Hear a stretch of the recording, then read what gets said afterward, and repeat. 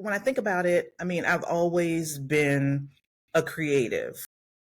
When I was growing up, I was drawing, I was making, um, but I also wanted to go to college and all that. So I wasn't allowed to really take that art avenue. Mm-hmm. It was like, if you're going to do this, then you have to take this track, Right. I always, made sure I had art classes and things like that, but that wasn't, the end goal. And I didn't realize until I got older, like 40, that this is something you have to do. Art is in you and you have to do it. Jewelry making, it's like when something is, it's hard to explain a pool, unless you've had it. If you've had a pool, then you know what it is. And it was just a pool to it. And once I was there, I knew I was there, and this was going to be my avenue for art.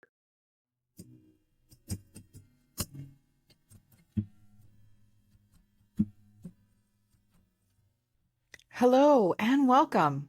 Slowmade is a nourishing space for jewelers and makers that supports your desire to create a more soulful, handcrafted business and life. One that aligns with your values, your passion, and your creativity. I'm Christine Midgen, a jewelry artist and business owner with over 20 years experience and the host of Slowmade.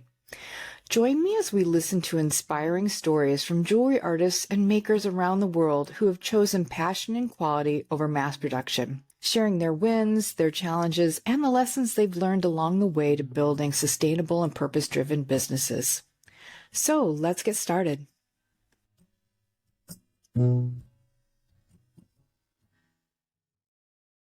Doing an art show is something fairly foreign to me. I did a couple small shows early on, but they really weren't a good fit for my jewelry. And I knew with a young family and my husband's busy schedule, travel just wasn't going to be a good option. Today, I'm speaking with Tracey Timmons, a jewelry artist from South Carolina who has found that art shows and in-person sales are the best avenue for her business. Tracey has been metalsmithing for about 10 years now, and during our conversation, she talks about why she feels art shows have been such an important part of her success, and she has some really exciting news to share with us. We covered a lot of ground during this interview. We talk about pricing, being self-taught versus receiving a formal fine arts education, and the feelings that can arise with that. We talk about taking risks and the importance of being part of a community.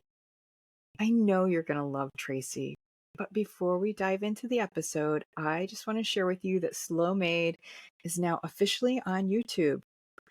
I've tried to get this up and running, but to be honest, the quality was pretty bad with Zoom, and I don't have the desire or funds to hire somebody to make a polished video. Moving to our new recording platform has made this a whole lot easier, but we're still not fancy. You can now watch the full interviews on YouTube, and Spotify also shares the episodes in video format as well, which I think is pretty cool. But I'll wrap up here. Let's go meet Tracey Timmons. Well, hello, Tracey. Here we go. We finally got it working.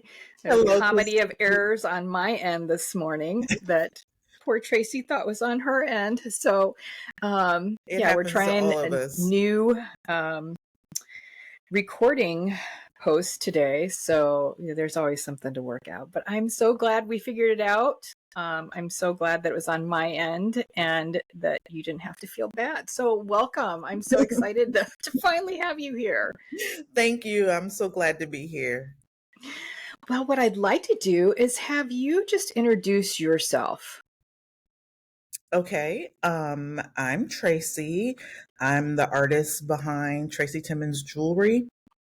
I consider myself an exhibiting artist. Art shows is what I do. I wouldn't consider it a full-time gig since it's just the thing that I do because I can. And I don't work a full-time job outside of it, but I don't consider it a job. Yeah. How long have you been metalsmithing? I would say about 10 years ago is when I picked up the torch. Mm-hmm. Um, I could go back probably another 7 years or so when I was doing beading and metal clay. But Yeah. 10 years ago is when I really picked up the torch. Yeah. It seems like beading is the gateway drug for all of us. Isn't it? I mean, there was a lady, I was working for the court system in Alaska, and there was a law clerk that would sell her earrings during lunch break or whatever in one of the conference rooms. And I already had like jewelry making books on my bookshelf because it was going to be my next thing, art related. And so I bought a pair of her earrings and I'm looking at them and I'm just like, you said you were going to do this. And so, that started it, the beading. And Mm-hmm. then with the beading, it was like, okay, you can only do so much. And I started metal clay. And then same thing with metal clay. It was like, okay, you can only go so far with your designs and metal clay, and then you've got to do some metal smithing. And so Yeah. never look back. So where did you learn then to do the metalsmithing? I would say I'm self-guided. I've got Awesome. a whole bookshelf full of books and YouTube University. I took, I think, one workshop actually that was metalsmithing. I took a 1 day workshop with Jess from Rosie Oh, Rivera. yes. Yeah. Yeah. But I had already been doing it for a couple of years then, Mm-hmm. and taking that workshop with her just kind of catapulted my confidence in what I was doing. And really, that's the only true workshop that I've taken. It's been books and videos and trial and error. Um, Yeah. So then you as an exhibiting artist, how many shows do you do? Do you have like kind of a so set amount that you choose to do every year, or just kind of see what opportunities are available? this is my third year exhibiting on the art show circuit. And I've been averaging about 4 shows. Um, and just because my partner does this with me, does the shows Mm-hmm. with me, and he still works full time. So, Mm-hmm. there becomes an issue with personal time off and stuff like that. Yeah. So I think once he retires in a few years, I'll pick up a few more, but I don't think I'll do more than like 6. I mean, it's a lot. Yeah.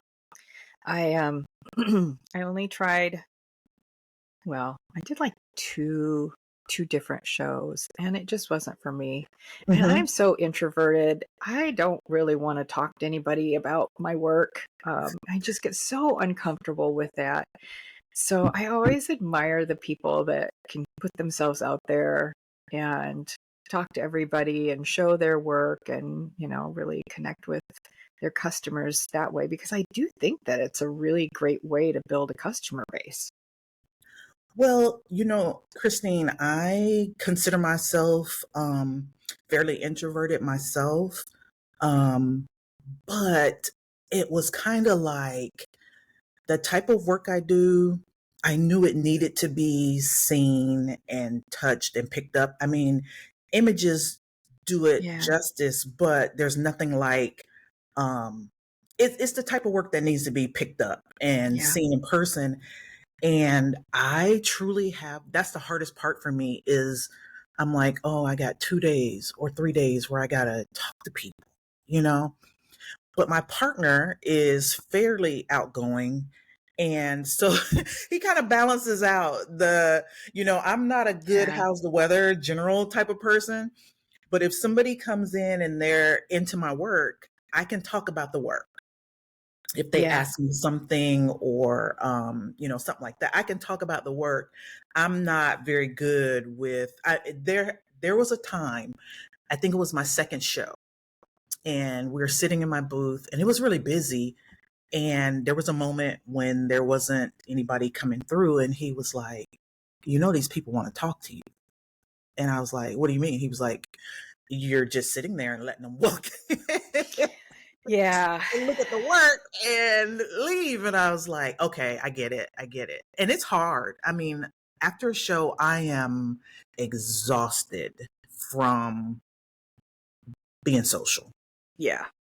I always thought it would be fun, and probably a way that I would really enjoy doing a show is if I could be just sitting in the background working on a piece. And that way, when I'm not looking at everyone and feeling, nervous, at least it looks like I'm doing something interesting and they could talk to me if they wanted to. And I was at Dogwood in May, and there is an artist, about 7 booths down from me, another jeweler, that does all like repoussé work. It's amazing. And he is kind of sitting in the back, and he's got like a setup where he's actually working on some repoussé pieces, and his Mhm. wife teams with him, and she's also a jeweler. So she does all the talking and the selling. Yeah. Because I mean, even if you walk back there where he is, he doesn't say much. He's just doing the work. Yeah. And so That would yeah, be me. That would be me. Absolutely. And I would still need probably a month to recover after that, just having some downtime. I'm telling you, how we say as introverts, we say, we make these great plans, and then when the time comes, we're like, you know, that's what it's Yeah. like. I'm like, I'm all geared up for a show. I wanted to do it. And then it gets there, and I'm just like, oh, I really have to do this, so. So then why did you choose to do shows versus, just starting off really hitting it hard online? Well, I was thinking about that this morning. I was like, it didn't just start in 2020 when I decided that I was doing shows. My first experience with exhibiting was I was working in development at an art center, and it was an exhibiting art center. Every 6 weeks, there was, a new set of artists exhibiting. And we had this show called Spring into Art every year. And you didn't have to be juried in. You paid, you put in 2 pieces. They juried the show for prizes, but you could enter. And Mm, I entered 2 metal clay pieces. And one of the pieces got a merit award. And I was just like, I'm done. yeah. Yeah. And then maybe 2 or 3 years later, the neighboring town was doing their annual exhibit. It was called Flaunt. And it was my first juried in show. Hmm. The thing was, each artist had a sponsor, and that sponsor would give each artist materials to make a dress, right? That was part of the thing. And mine was a bank. And they gave me a bag of shredded money. They said, you got $1 million worth of shredded money here, and some money boxes, and make a dress. And it Oh was my. so much fun, right? And the show was on the main street, and you also had a business as a sponsor where you set up that day. And so my work, it was the metal clay work then, and it was in this business, did this whole thing with the dress. And I was just like, okay, I don't belong in stores on the shelf. I have to Right. do it this way. And I've tried, and I do sell online, and I sell a little bit, but I'm not a good salesperson that way. I'm not good at marketing myself that way. My work is what it is, and you need Hmm. to see it, you need to feel it, you need to pick it up. And so that's my way. That's how I came to exhibiting at art shows. Yeah. So I saw you have some pretty exciting news. Want to talk about that? Oh my God. Talk about reaching for the stars, right? Mm-hmm. That's Um, cool. well, when I jumped in. I literally 3 years ago when I started doing shows. My first show was St. James in Louisville, which is a huge show. I just figured, the best way to get my feet wet was to find out what it's like to do a big one. I also got juried into Artisphere that year. My first year, I was just like blown away with myself. I mean, when Yeah. I apply to these shows, it's not like an ego thing. I just want to see if I can get in. Sure. I typically do my homework and see if it's a good show as far as, being well run and what other artists have to say about it. And if I think my work would be a good fit. And so when I apply to these shows, that's the thing. I think my people will be there. And Mm-hmm. so I've been looking at the Smithsonian art show and the Craft2Wear, which is what I got juried into. And I was like, okay, I'm going to do it. I'm going to do it. I've got the images. I went out and got new images with Cole Images. She's amazing. And Yeah, applied. I'm hoping to talk with her real soon. Oh man, she is so nice to She's so work cool. with. Yeah. But I applied and they invited me, and I'm just still kind of pinching myself on that one. Yeah, that's a great, anything that says Smithsonian, it's like, wow. Right. I That's mean, I such a would love cool. to one day do the Smithsonian show, but this one is right up there for Yeah. me. Oh my God, yeah. I would be just pinching myself I for a am. while. So then are you creating a special body of work to go with that in addition to that? I am, because I feel like, I always put out there my best work, Mm-hmm. but it's appropriate for what I've been doing so far. But like you said, when you get that Smithsonian tag, it's like, okay, everything I do has to go up a notch.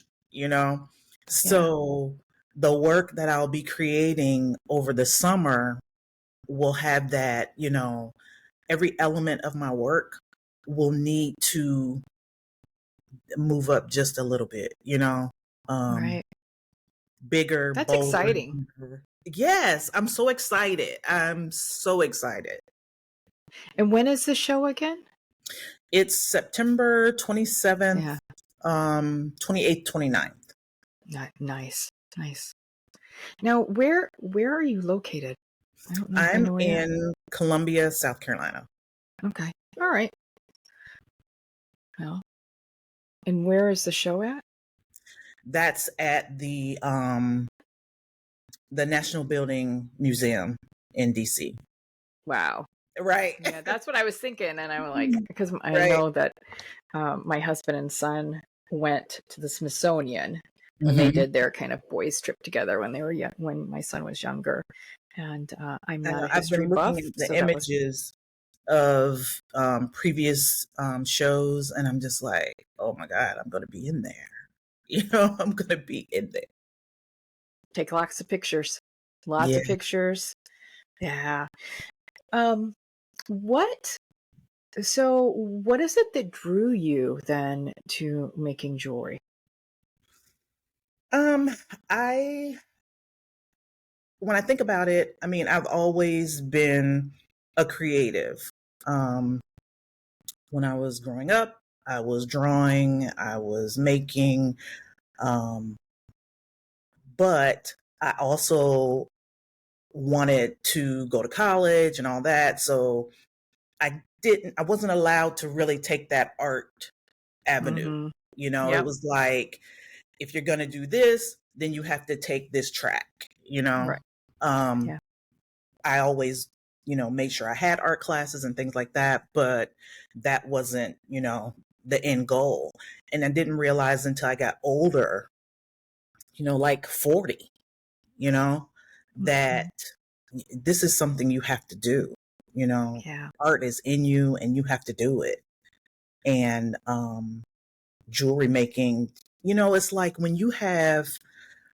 when something it's hard to explain a pool, unless you've Mhm. had it. If you've Mhm. had a pool, then you know what it is. And it was just a pool to it. And once I was there, I knew I was there, and this was going to be my avenue for art. I find it really interesting because you're right, there is a pull. And I love listening to each artist kind of describe that because there is that thread that goes through it that's like as soon as you start doing it, you really know that this is something that even when on the frustrating days, it still really excites you. Right. And, you know, I went to school for dental hygiene. I've worked with people with developmental disabilities. I've done a number of things throughout my life as a career, and certainly working with people with developmental disabilities is probably on the top of my list of if I had to go back into a 9 to 5 job, that would be what I would do. And I still explore. But man, there's nothing that pulls me back like creating a piece of jewelry. Right. And even when I wasn't creating jewelry, like that creative pool, I mean, I've been in administrative type work, you know, all my adult life, Hmm. except for when I was in the Air Force, and even then it was administrative type work. But even in those jobs, like when I was in development at the Turner Center in Georgia, and when I was office administrator at the ballet school in Spartanburg, any chance I got to be creative, I mean, at the ballet school, I got my chance to, do the playbill. And Hmm. that was like the highlight, all that other stuff was just the stuff I Yeah. had to do. But I get to do the playbill. I mean, I was even to the point where I would just get so creative with my Excel spreadsheets just because it was a way to be creative. Sure. Yeah. Yeah, it's something that I really believe that it's our birthright to be creative beings. And I've seen it, and so many people when they say my mother was a perfect one, she would always say, "I'm not creative. I'm just not." And even my husband will say, and he's he's really not sometimes. I don't even know what he sees. He still looks at my jewelry and he'll look at somebody else's and he's like, "That looks like yours." And I said, "Well, what about it looks like mine?" "Well, you used a blue stone before." I'm like, "Oh my God." But Right. give him a tooth and a veneer, that man can do some art with a smile. And my And he mom doesn't even too. realize that that's art. Yeah. Right. Yeah. It's like, you were at that point, he's observing every little detail because he's in his zone. Hmm. And yeah, I don't even know what I would do. My eyesight has gotten worse over the years. And Tell me about it. even my mother, she has like rheumatoid arthritis. And she's like, if I can't use my hands, I don't know what I'm going to do. That's when Christine, it's I don't kind of know done. what I'll do when that happens. I You know. know, I think about it. I mean, especially, at my age, I'm 58 years old, I'm right and there behind you. things, things are changing, Yep. like you mentioned the eyesight, and it's just like, okay, my eyesight's pretty good without my glasses because up close, I don't need my reader. But I'm like, I'm gonna need a microscope pretty soon. And Yeah. with my hands and things, I can feel them being achy when I work hard and long. And I'm just like, what am I gonna do when I can't do this anymore? You know? Yeah. Um, I don't want to think about that. Yeah. I'm glad that I fell into podcasting because I really do love that. Mm-hmm. And for the most part, I don't need to see up close. I wear my glasses to kind of see. Mm-hmm.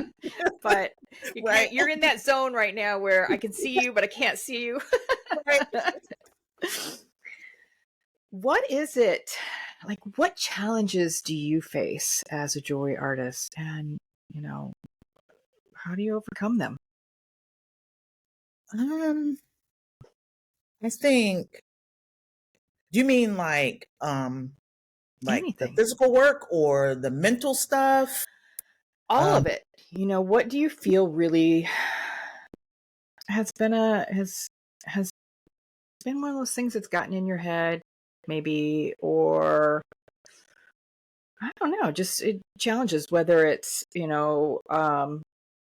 make enough money to sustain the habit of creating, or, you know, a lot of us have imposter syndrome. That's huge. yeah. And it could be just day-to-day business stuff, whatever you feel like is a challenge. Um, it's one of the good things about discovering this craft for me much later in life is that I'm not 100% past it, but a good ways past um comparing myself, Hmm. feeling inferior.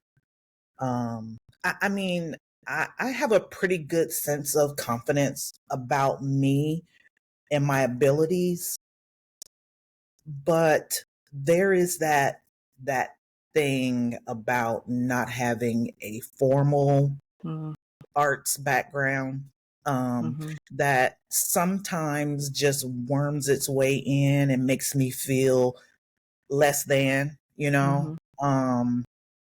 because I don't have that formal arts education. Um, that's the thing that if anything's going to rear its head and make me feel less than, it's that, you know. Yeah. I can usually pretty get over it pretty quickly, but it does happen every now and then,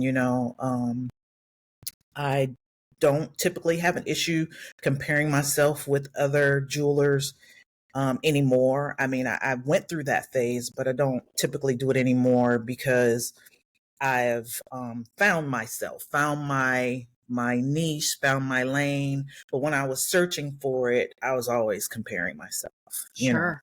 Yeah. Um, but that's a struggle, not having the formal education. And at this point in my life, it's not going to happen because I don't want it bad enough. Yeah. I'm I okay thought with, about it. I thought about it at one point. yeah, me And too. then And I I was had like, to, yeah, I'm gonna I do was it. like, why do I really need this? And I Right. wasn't pursuing um, the path of being a gallery artist. And that's where I think it would really hit me hard, Hmm. because so many of the gallery artists do have that formal fine art background. Right. But I do think more and more uh, it's become widely accepted that you're self-taught, or maybe had some education outside of um, completely self-taught, which I think, all of us to a certain extent rely on some form of education, Right. whether it's books, YouTube. But that's one of the things that I love about showing, our voices, because there are so many of us that create just amazing work, high quality work, very creative work. And we don't find ourselves in that box of what we should or shouldn't do because that's how we were taught in school. Well, and for me, I just kind of, part of the reason why I say I won't do it now is because the way I work um is unorthodox. Um I'm an eyeballer. Yep. I only do math when I have to. Um Yeah, me too. I won't say I can't afford all the proper tools all the time, because I could get them if I wanted, if they were that important, but I find ways to use Mhm. things in their unintended manner, to come up with ways to do Yeah. things. And a formal education in jewelry making won't allow for that. I Yeah. mean, I'm sure I could have saved myself some time, some money, some energy by knowing the proper way to do some things. But the way I learn and the way I work is not conducive to the formal way. So I guess I'm okay with it. I'm glad to hear you say that. I'm kind of the same way. And my tools, I've been doing this over 20 years now. I have the bare bones of tools. I have some great tools. I don't use them. Hmm. I use the Right. same, you know, I don't know, 10, 15 things over and over and over. And that's what I Hmm. love. And the same way, you make it work. Right. I, and my other thought with that was I think there's kind of this beauty in not knowing the formal way of how to do something. I I don't know about agree. you, but sometimes I'm one of those that uh, I often will find the hack or the way to do something faster, even though I'm really slow. I should say Right. that. But, to sit It's there and called watch slow somebody, made. I'd watch somebody file and file and file, and I am much more particular and more of a filer now. But there was a time they'd get that Dremel out and just buzz that thing down. Right. Exactly. I mean, same, same, same, same. I mean, I have some of I use to this day. I don't have really good I don't have top of the line pliers. My work's gonna get some tool marks on it Mhm. because, everything's not lining up just right. Um, but I'm okay with that. I really don't want my work to look machined. I Yeah, don't. I don't either. And I think people really enjoy that. They know it came from your hands. If they want a machine, they can go out and buy that Exactly. easily. I'm not in Um, competition with those folks, yeah. Um, You create mostly one of a kinds, don't you? I do, and it is hard for me to repeat things. Mm-hmm. Um, I do, however, I have, I have a body of work that is what I would call signature, that I continually build off of or make some version of, for, the shows that I do. But I can't guarantee you I'm never going to be a production type um artist. I just can't. Yeah. My attention span is too short. um I mean, if I think about a design too long, I'm moving on to the next thing. So So let's talk about your body of work then. What would you feel? What do you feel is your signature style? um my designs typically have some element of what I would call the three B's. It's going to have blooms, butterflies, some type of botanical. Mm-hmm. Um, and I don't know that I can really explain why I'm drawn to those things, other than, without making it sound real corny, you know. Yeah. That's what I'm drawn to. I think the reasons are because there's so many layers and so much texture and color and, shapes to achieve. And those are the things that excite me about the work I do. The Yeah. textures, the I love layers, that. the colors. I Um, love that. There's a number of people that, I mean, nature as an inspiration is not uncommon, but I love to hear what it is about that each person falls in love with mhm, and keeps calling them back to that.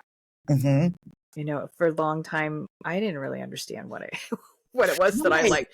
But I'm like, okay, so I like balancing things. I like imperfection a lot. I didn't know why I was drawn to it, but those were the reoccurring themes in my work.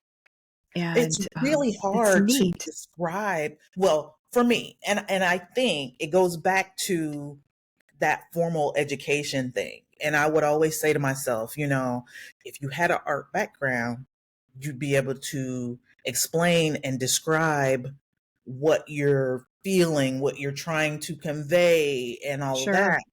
But um like you, I knew what I liked, but I couldn't convey it, you know. And I was forced to just think about it. And my girlfriend would say things like, Trey, what I really like about your house is that there's like layers of texture. And I was like, really?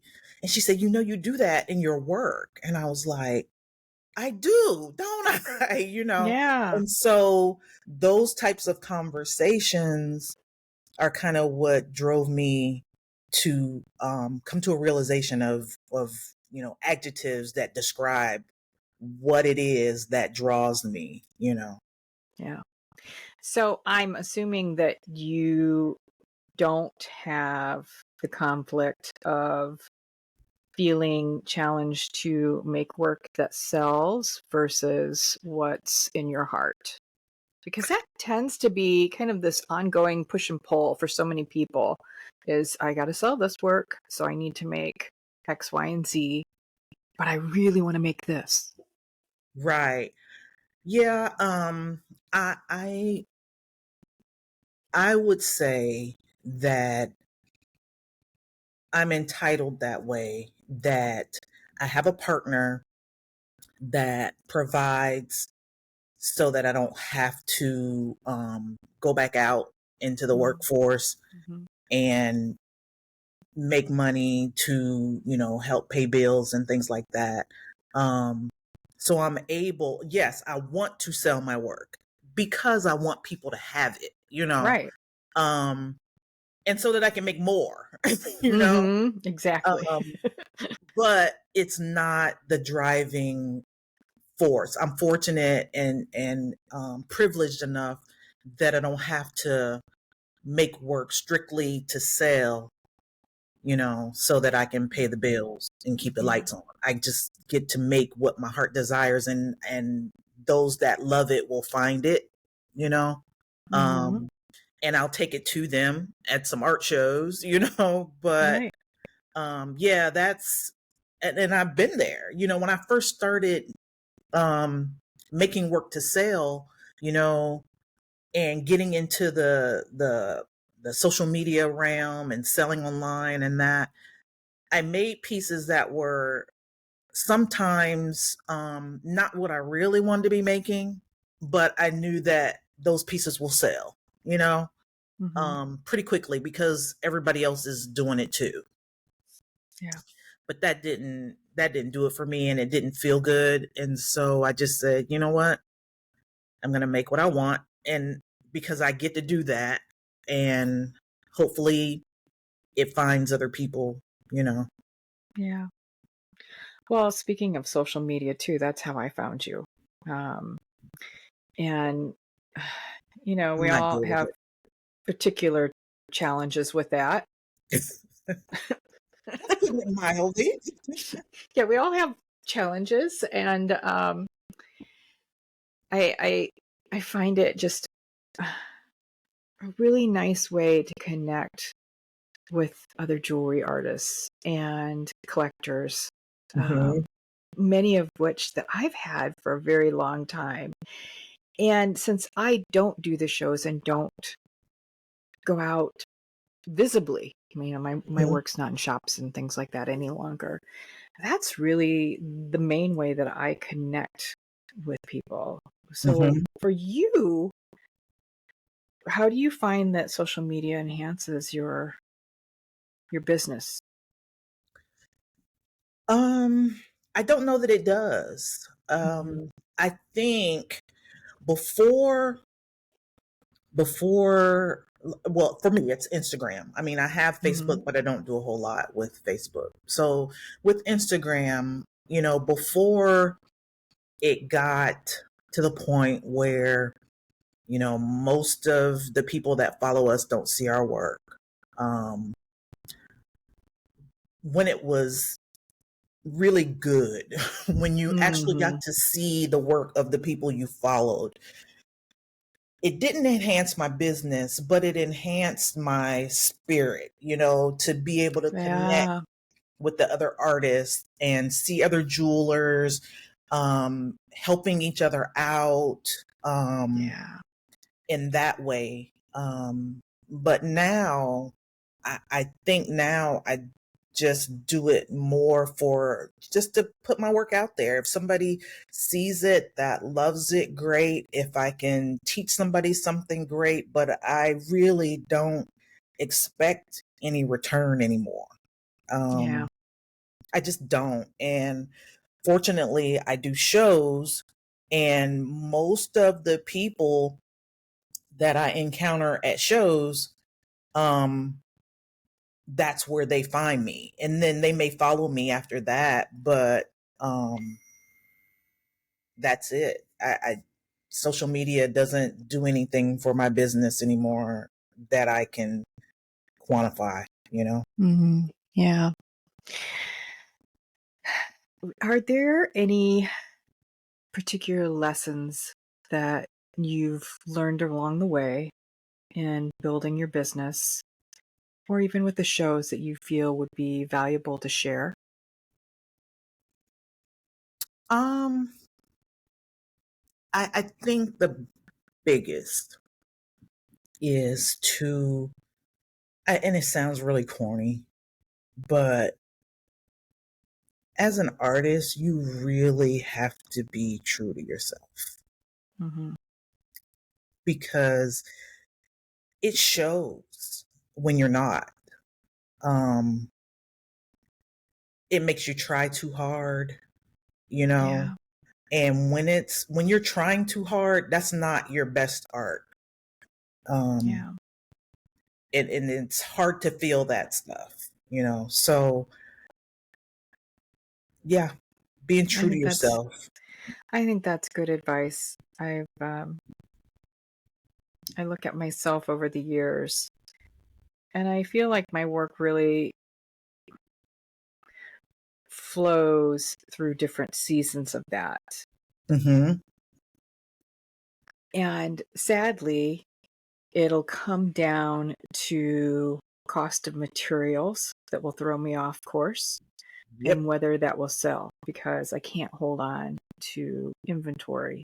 Mm-hmm. And if I look what makes me happy, um, it gets scary at times. And right now, I've been just playing in silver, and that's been really freeing Mm-hmm. because I don't worry about the cost as much as I did with gold. And that's when I find that it's like, okay, that's really true to me. That's work that I can say, yes, this is 100% me, not 100 or 50% me and 50% fear. Right, right, right, you right, know? right. So I really want to move towards more gold in my pieces. Hmm. Um I do use kombu considerably as a way to add gold, Hmm. but I really have been leaning towards, making the plunge and adding gold in the way that I really want to.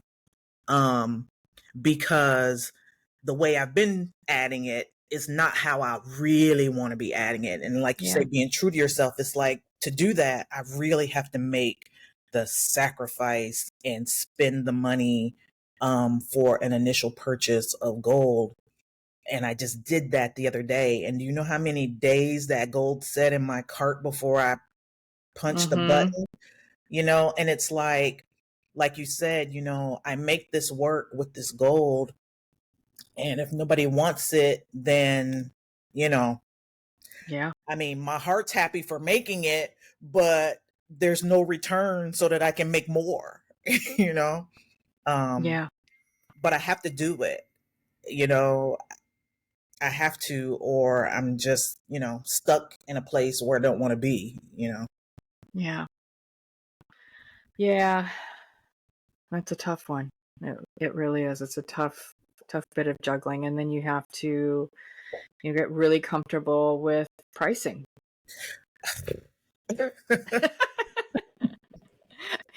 That's one of the many challenges we all face too, Yes. I mean, I know I've definitely been through, and I think we all go through the phase of underpricing our work. And I think even when we think we're pricing it, doing a good job of pricing it, we're still underpricing it. It's a struggle. Yeah. It's a struggle. I mean, that I work on. Yeah, I agree. I agree completely. That's a struggle for so many artists. I mean, you hear just about anybody coming on here, and it's a topic that comes up frequently. Having that confidence to price what you're worth, because you know what the materials cost. You know that you love doing it, and sometimes it's hard to say, "Hey, this is what I'm asking for it," or we don't even really know. The pricing formulas don't work for everything, right? And especially, no, you go. And there's, I worked on a piece for 8 hours recently. You'd never know that, but I was going through scrap and trying to make small jump rings out of small bits of scrap that took a lot longer. Same. And I can't account for that. I can't. To a certain point, I can. But if I looked at my hourly wage, that would be a really sad day. Right. Well, and I was telling a friend, I said, we were talking about pricing work, and she was like, that you need to charge way more for that. And my response was, well, I'm really comfortable what I'm charging for it. Well, what about your time, and what about your this, and what about your that? And those whataboutisms for me didn't matter when I was pricing the work, and I know that if I were truly running like a business, a corporation where I had to pay people and things like that. And people will say, well, you need to run your own business like that. But I'm not a businesswoman. And I'm doing the best I can. And I'm trying to use what the market will bear, what my heart will bear, what my pockets will bear, all of that in consideration when I'm pricing my work. And honestly, at the end of the day, I'm usually okay with the pricing, but it's a struggle nonetheless. So do you ever find at shows that do you kind of go around and see what other people are pricing? I don't. I think that would bother me. It would be really hard. So here's another thing about me. I really do my best not to look at what other artists are doing, other jewelry artists are doing, in the sense that to compare. I mean, I don't want to considerably underprice my work compared to what other artists similar to me are doing, but I don't want to make myself doubt what I'm doing because I don't feel like I'm unsure, And so I don't want to change my mind by looking at what a whole bunch of other people are doing.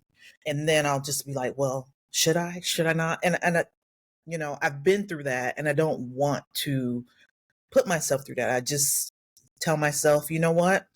You're comfortable with what you're doing, make a decision, and then that's it. Be done with it. I do go look at other artists' work when I'm at shows because I like to see how they set up their booth. Maybe they'll give me a good idea, things like that. But I just try not to compare.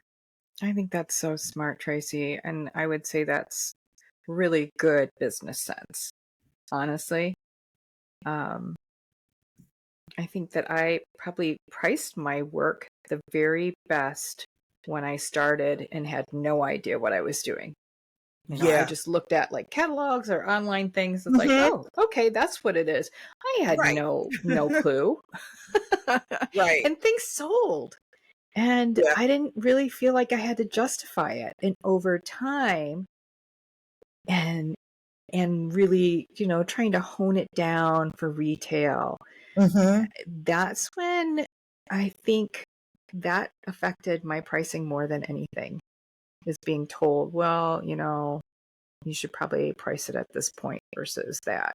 Hmm. And then coming off of wholesale, going direct to consumer, I was just to the point where it's like, I might not be seen anymore. I don't go to shows. I don't do wholesale. I don't do this and that. So, you know, it's got to work for me because this is what I want to do. I don't want to go back into the office. Right. There's no way. And yeah, I price lower just because I needed those sales. Well, and So see, you can really get in your head. I don't think there's anything wrong with pricing to sell. I mean, you make the work, you want it to be out there. If you're not if you're pricing it to sell and you're not losing, what is wrong with that? I guess my thoughts on that. Yeah, I weigh everything out. Yeah, there's part of me that thinks absolutely. It's if it's working for you and you're Hmm. getting what you want out of it. But then there's always the customers that say, why is your work priced here and theirs is only $15 down the way? And then it's like, True. Yeah. it doesn't do anybody any good. And I think I just made a decision, like, if somebody comments about a price for something at shows, um, I just don't try to, you know, defend the price. I mean, That's the good. price is what it is. It's, it's what it Well, is. bye-bye. Yeah, bye. Have a nice day. I first of all, I think it's rude to comment on, whether they think it's too expensive or Oh, whatever. people do, from what I I know hear. they will say anything.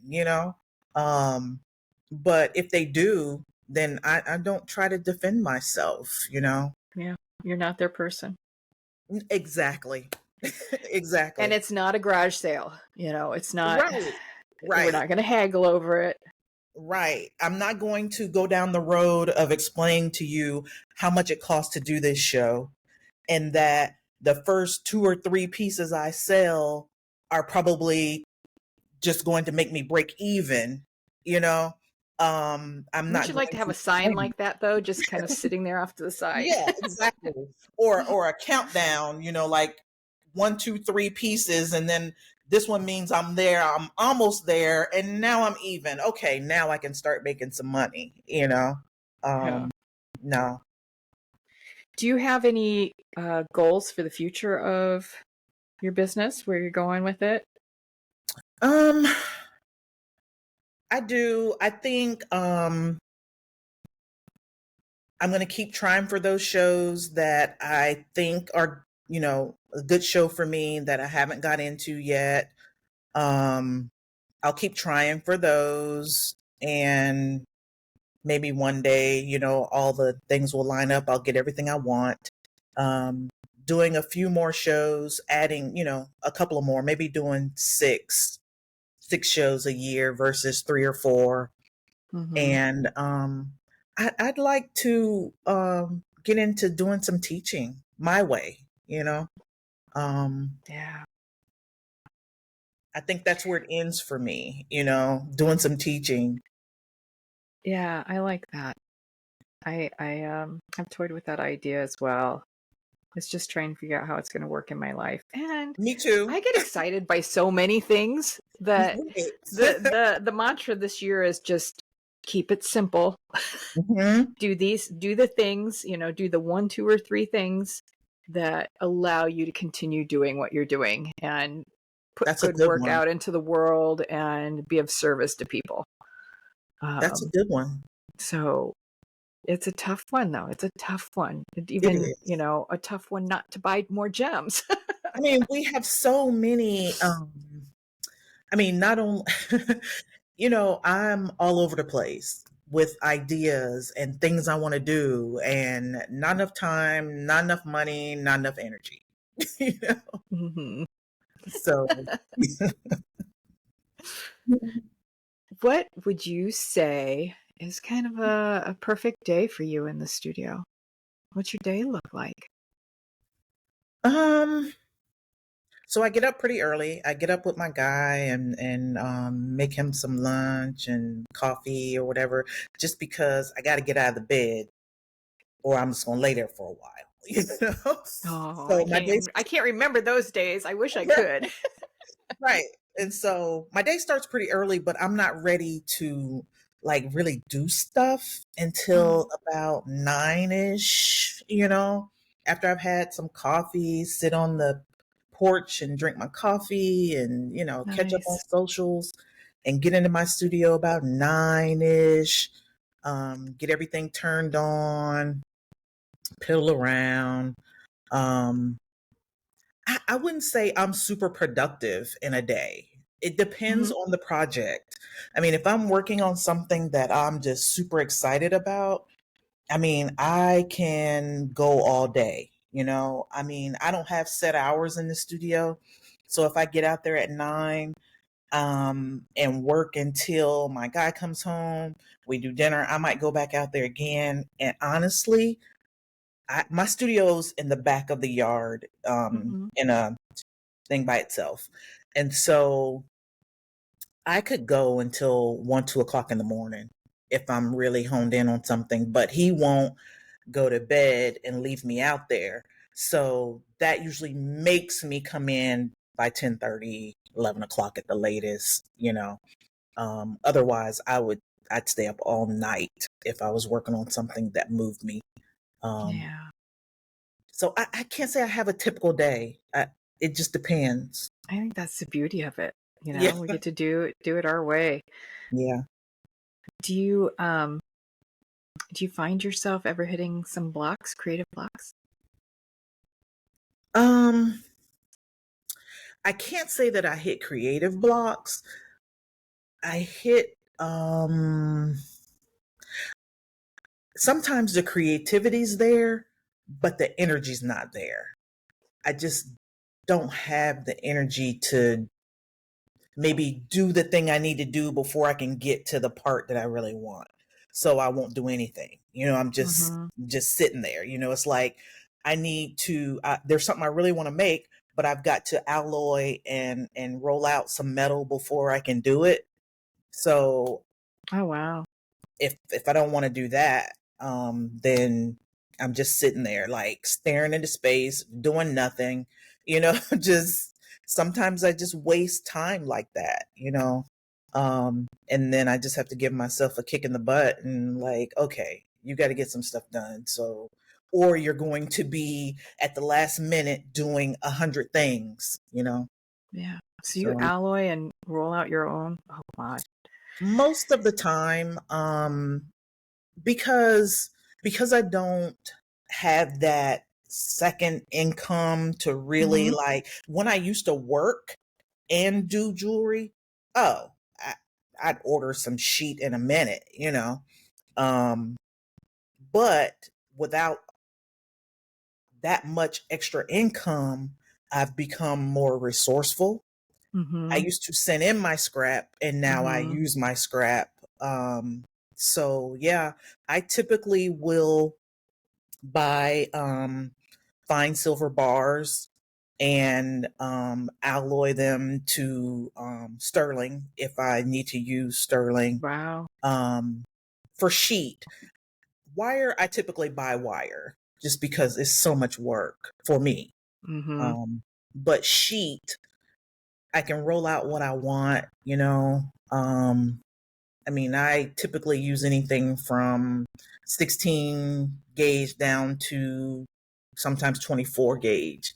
And to try to buy all of that is just too much. So Yeah, I and you usually still just end take up it with a from, lot of scrap. I used to yeah. send my scrap into Rio And then I would only do that when there was like a big piece of equipment I wanted. So I'd have Yes, just me a too. ton of scrap, and I'd send it in, get the credit, and buy the tool. Mm-hmm. Now I'm sitting on a pile of scrap. Oh, I'm Like going through a little bit. I'm I'm gonna looking for start jump. using it, and I'm trying to push myself to find new ways to use it in a piece, maybe creatively in some I way. do the same. Yeah, I Yeah. haven't gotten very far with it. I melted some down yesterday and made some fun earrings. So that was cool.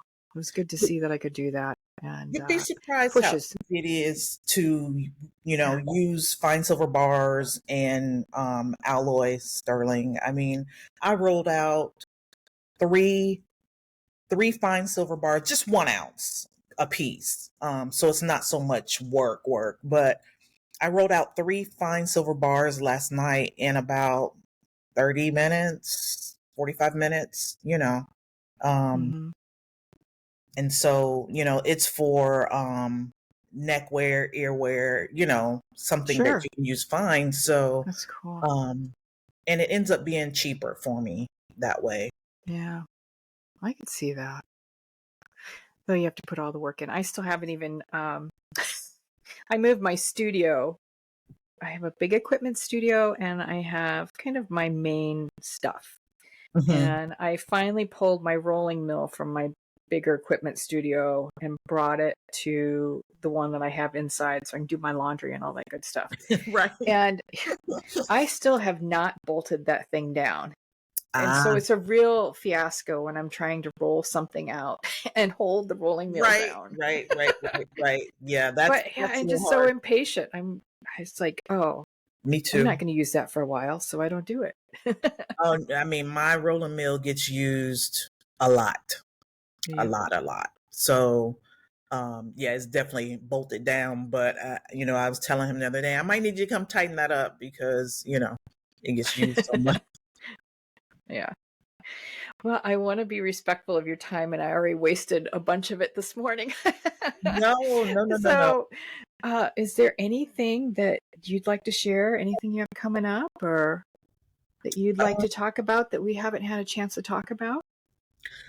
the only thing we didn't talk about, didn't mention rather, was I applied to and got juried into the Piedmont Craftsman Oh, show nice. in North Carolina, um, to become a member of the Craftsman. Um, Ah, so you jury in, and then at the show they jury your work to become a member of the Craftsman.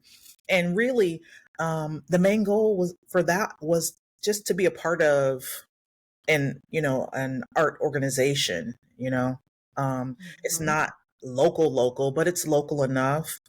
I don't have like a guild here or anything like that I can be a member of, and I that's really the big downfall of where I live, is that there's no guild like right here in Columbia.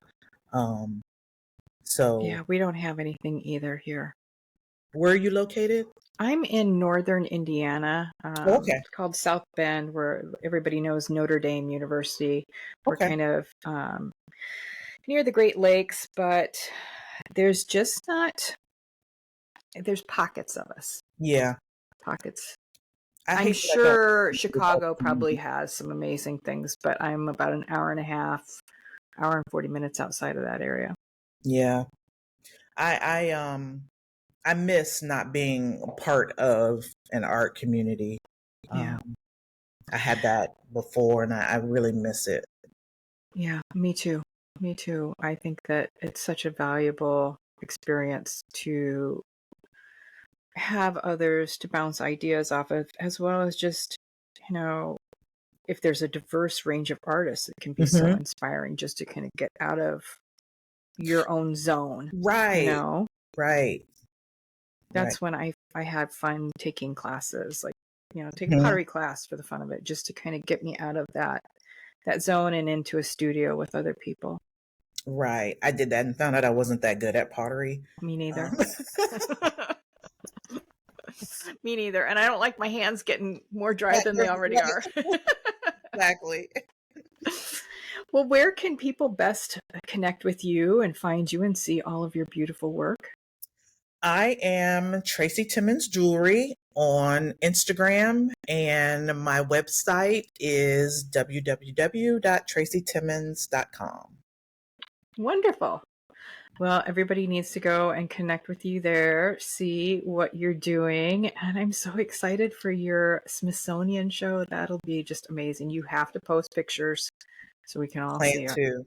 Thank you. Yeah, thank you so much for taking this time with me and for your patience. I'll Not, know never to hit the mute button again on my mic. not on purpose anyway. Yeah, no. Well, thank you so much. You're welcome.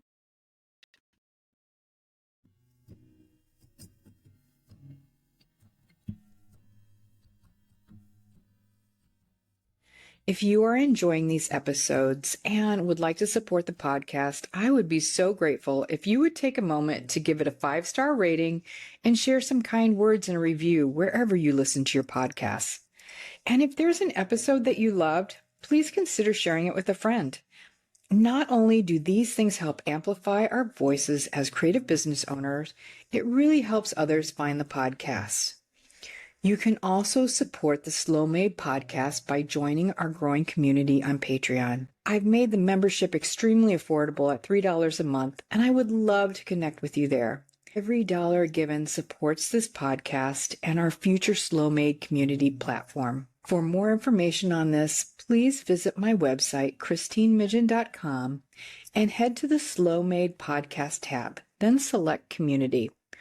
Or you can find the link in my Instagram at Christine Midgen. I hope you will come and be a part of this supportive and inclusive community.